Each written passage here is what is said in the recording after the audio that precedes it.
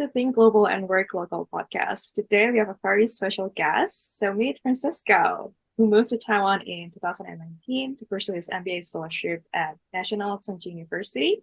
It is one of the most renowned business school here in Taiwan. And right now, he thrives as a global sales assistant manager at Amaryllo Inc., a multinational platform as service company here in Taiwan. And beyond his professional life, he's also very active in sports and volunteering events. He was also the captain of the Dragon Boat team for the INB team. Welcome, Francisco. Hi, thank you for hosting me. Nice to see you all again. Yeah, thank you so much for your time here. We're so excited to hear about your stories and how you make it here in Taiwan. So why don't you tell us a little bit about your background, where you're from, and then maybe a little bit like fun facts or interesting facts about you. Oh, for sure. Yeah. So I'm Francisco Lopez. My full name is Francisco Javier Lopez Santos. I got four names. I come originally from Honduras, and after studying my high school in Honduras, my middle school in Honduras, I moved to Panama to start my bachelor's degree. I did half my bachelor's degree in Panama, then half of my bachelor's degree in the same university and another campus in Florida. After that, I joined finance industry as a financial advisor in the Miami area, working with Prudential advisors. Then after that, I decided I wanted to go for an MBA. So I applied for a scholarship with the Taiwan government. I was very honored to be awarded the scholarship and feel so thankful for this award. Then I came to Taiwan back in 2019 to join the international MBA program at Tsinghua. Then I studied my 2 years there. I had some odd and on and off jobs, some part-time jobs, kind of like English teaching, which I'm guessing is pretty common among internationals here in Taiwan. Then I did some teaching as a graduate level managerial economics at the university. Then I also did some teaching for Spanish at the bachelor level. Then I joined an internship with Taiwan Mobile's corporate development department. After that, I joined Amaryllo, which I now work at as a global sales assistant manager. The role is not just about sales. We do a little bit more than sales, like sales, marketing, and also some project management. The sales happen to be B2C sales, B2B sales, and the project management goes around trade show attending, then also some white label deals as well, licensing out our technology. Then also some marketing activities like email outreach campaigns, some copywriting, some pricing decisions, some analytics as well. So the role is quite diverse in and of itself, and I'm having a good time there. So you mentioned a lot of things about you. What I'm getting here, you're very like cultural, like diverse. Like you've been here and there, you've been in Miami, now you're in Asia. So regarding your role in Amarillo, you mentioned a lot like what you do there. But what does a Mhm. typical day look like for you? Yeah, on a day to day, so I usually head to work around 8:30 in the morning. I should be there before 9. I like to be there before 9.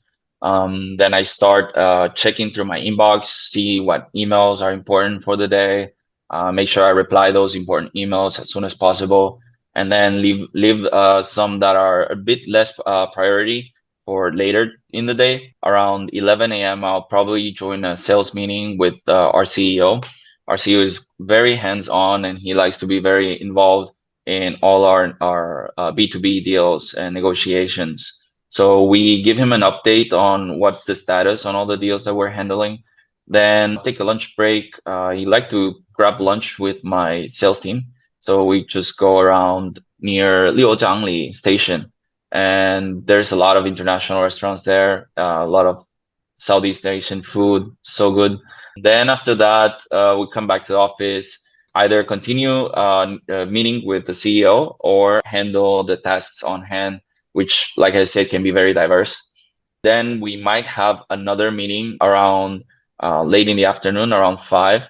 But in any given day, I might have some scheduled meetings with partners in Europe, or sometimes in the evening, if we have to deal with parties in the States, we might have meetings around 9, 10 p.m. In the evening, which it's sometimes a little bit hectic, but it's part of the job, and we just bring our best attitude to it. Yeah, that's a very good response. So you're actually dealing with like global deals. You also get to deal with deals overseas. And Yes. how do you land this job, by the way? Yeah, that's a good question. So I went with the usual LinkedIn, hyped up my LinkedIn profile. I was giving it out to some friends, like, "Hey, check my LinkedIn, see if you can have any advice for me." Um, then from that, I joined 104 Yiling Si. Then I posted my profile there. But then I didn't want to just stick to these two. I wanted my profile to be all out there in any type of job platform. So if recruiters were looking here and there, they might have seen my profile a couple of times and be like, "Oh, I know this guy." Then after that, I was also doing a lot of networking. I like to meet with professionals from different fields, learn what they do. With my IMBA program, that was much easier. I was able to join events like alumni events, or gather to go hiking, gather to go biking, running, a little bit of everything, as well as dragon boat rowing. All these activities kind of like helped me put myself into a mindset of, I'm in job hunting mode. I'm not job searching. I'm job hunting. I know what I want. I know what I'm looking for, and I am here to get that job that I'm looking for. Sometimes it can be very overwhelming when you're not hearing at all from places that you apply, but you just gotta, I guess, remember that you're on a mission. If your goal is to stay here in Taiwan and find a job in Taiwan, then simple, that's your mission. You go for it with the best attitude and don't quit. Don't feel discouraged if you're not hearing back from the position that you wanted. Maybe they're just taking their time. You can reach back out as many times as you want on a weekly basis, touch base with those recruiters, ask if your profile has had a view, or what's the follow up on the interviews, that sort of thing. Just remaining very active. I feel like you have a very good mindset. You're just go getter. Like you know what you want, and you just keep pursuing it. And do you feel at a certain point when you job hunting, do you get that like tired feeling or like rejection of like, oh, why I'm not hearing back of this like from this company or that company? In your opinion, is there anything that Taiwan could do better to encourage like international talents to pursue their career here? Yeah, that's a good question. I did feel it, and I felt it for quite some weeks. I felt discouraged, even though I was still doing my usual, like sending out job applications or writing the cover letters and that sort of thing. I was doing it on a daily basis, but it did get tiring at some point, not hearing any replies, not seeing any updates or performance or callbacks for interview. It takes a toll. It takes a mental toll, but if you're looking at a sales role, then you're gonna face much more rejections in your sales role than in your job hunting mode. So I feel like it creates that grit, that relentless mindset that you're not quitting, you're not giving up, you're just gonna continue and try something new. Because if you're not trying something new, then you might be giving away some opportunity there. Then yeah, I think Taiwan in general could do better pulling international job offerings for international professionals in Taiwan at places like job fairs where they're targeting foreign professionals in Taiwan. Because for local companies that are looking to expand abroad, it's much cost effective to have a foreigner professional who lives already in Taiwan, train them, and then start this role with them, instead of having to bring an expat with much more experience from abroad and having to pay all the relocation costs and all the cultural assimilation kind of like process or burden that this candidate might have. So in that sense, I feel like if Taiwan is looking to attract more foreign talent, first, they could make those positions much more visible for them. And then second, compensation wise, if you're competing for foreign talent, foreign professionals, markets like New York or like Zurich or like London, they're offering so much better pay. And so I think if Taiwan is looking to remain competitive in like consumer brands, at least, or in the finance industry, I think the compensation should be appropriate. And so, in your specific role yourself, on your current work environment, do you feel any differences? Because you've worked in Florida and now you're in Asia. What kind of differences or challenges that you have encountered and how you deal with that? In working in Florida, I didn't have slippers at work. Here, a lot of my colleagues and me sometimes we wear slippers at work.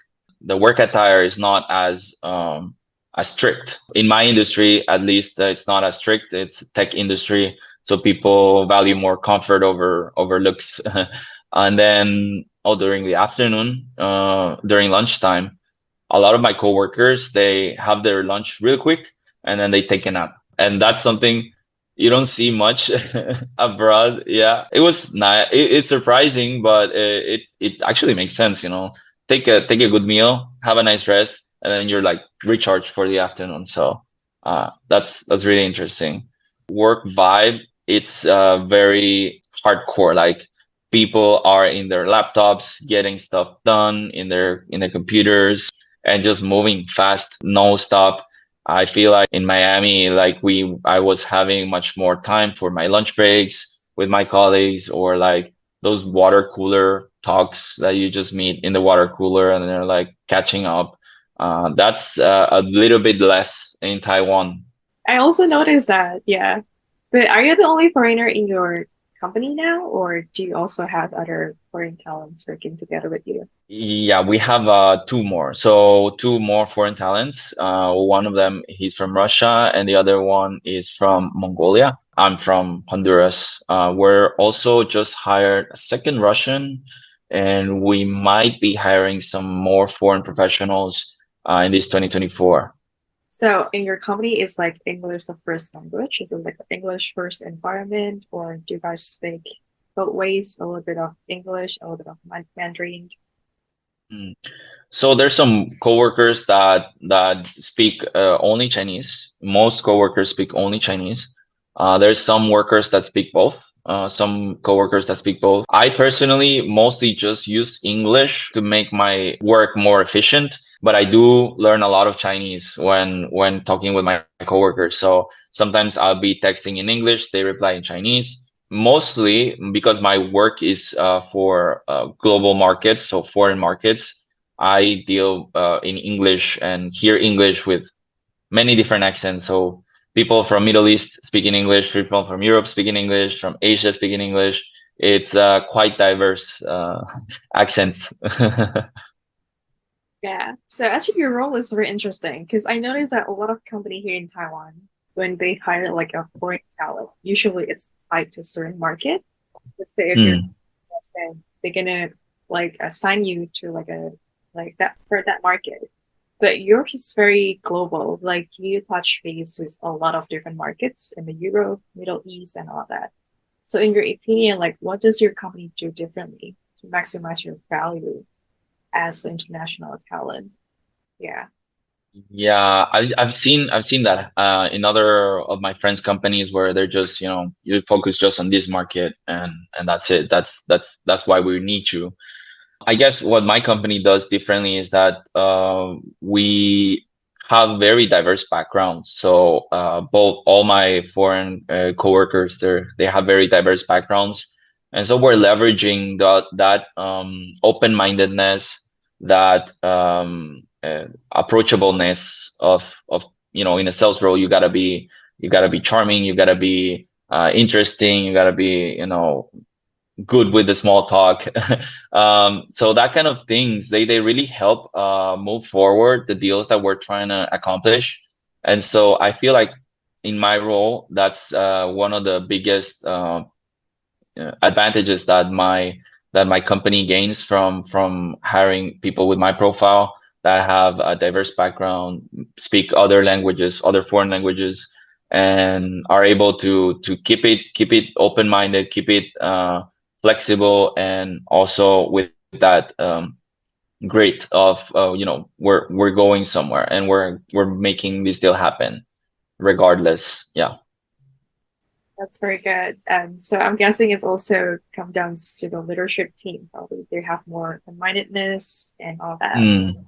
Sort of the Definitely. My CEO has, he was raised in California and he has that very American kind of like aspect or perspective that he brings to the table, as well as, he's a Taiwanese background. He has a very extensive network here in Taiwan, thanks to his internal secret design experience. He raised three different companies in industrial circuit design, very successful exits. And so his network really brings a lot of value to our operations, as well as my superior director of sales and marketing. She's raised in Canada, then also Taiwanese background. Then my other colleague, executive assistant, she also did a lot of time abroad, so we all kind of like bounce around, brainstorm ideas, and problem solve together. so it's a very collaborative environment. Like not so much like hierarchy, like bureaucracy between you and the leadership team. Yes, yes, it's very approachable with leadership, and the knowledge that I gain on a daily basis, it's unmatched. I'm learning so much about tech industry, about tech that probably is not even related to what we do, but it's just on a very high level decision making, kind of like strategy as well. It kind of is, yeah. Okay, so one more interesting question for you. Actually, two. Hmm. So your background was in finance, right? When you pursue your Yeah. MBA. Yeah, and your previous work experience was also heavily in finance, but now Yeah. you're in tech. So how did you make that transition, or like how you come with that decision of changing industry from finance to tech here? It does it Mm. Taiwan being like a tech center, like the tech industry? That's a question that I got a lot while doing interviews. People see my resume and they're like, "Oh, you've been all over the place. What's the deal with this?" It's true. I like trying new things. I like not settling down with one single thing that I think it's gonna define the rest of my career or the rest of my professional career. So when I graduated from my bachelor's degree, I joined the finance industry, financial advisor, and what I gained from it was my ability to network and talk to people, hear about their problems, see what kind of solutions can I bring to the table as a financial advisor to help them reach their goals. And that's something I still use today, to this day, with my B2B negotiations. So there's these kind of like qualities that I gained from my previous works that I bring now today to the table in the tech industry. And I wanted to come to Taiwan not only because I was awarded a scholarship, but because I know how important Taiwan is for the international technology supply chain. So when I was making the decision as to where do I want to study after being in Miami, working in finance, I thought, okay, I want to go at a place that has a lot of technology. I want to go to a place that's totally different from everything I know, because I want to challenge my comfort zone. I want to challenge my assumptions of what I know. And so it really did help me here in Taiwan to come here, open my mind a little bit more, be more receptive to new cultures, be more understanding of new cultures. And yeah, joining that tech scene here, I think it's very good place to start, and you can develop a great career here in Taiwan, as Taiwan is embedded into all the biggest technologies that you can think of, like Nvidia. It's a Taiwanese led company, right? Or TSMC, the largest manufacturer of advanced chipsets, and Foxconn is another Taiwanese company with operations everywhere. So this kind of network is very valuable for if you're looking for a career in technology, then you have a lot of room for growth down the line. Thank you so much for sharing. I think it will be useful for a lot of people out there, especially the ones that are currently job hunting. Like they're just trying to find their feet here in Taiwan. So one last Mm. question for you. So summarizing all the conversations that we just had, so what is a one piece of advice that you will tell someone who wanted to make it here in Taiwan? I would say, 加油. No, really, 加油. I mean, don't quit. Don't just go at it. Put yourself out of your comfort zone. Try, if you're a shy person, try to go to networking events and just talk to random people and don't quit. Don't stop because you feel uncomfortable. Go and ask questions. Go and try to organize activities. If you like to exercise, plan an activity where you can invite some of your friends and have your friends bring their friends, and then you grow your network. So yeah, I would say don't quit, jayo, and get out of your comfort zone. Thank you so much, Francisco. So, if somebody out there wants to connect with you, how they should reach out to you? Yeah, you can find me on LinkedIn. You can search for my name, Francisco Lopez, on LinkedIn. I should pop up, I hope. If not, maybe I can share some contact information with you and you can post it within this podcast. Again, thank you so much, and stay tuned for the next episode for another insider discussions on how they make it here in Taiwan. Until next time, keep learning, exploring, and making a difference. Thank you so much. Thank you. Thank you.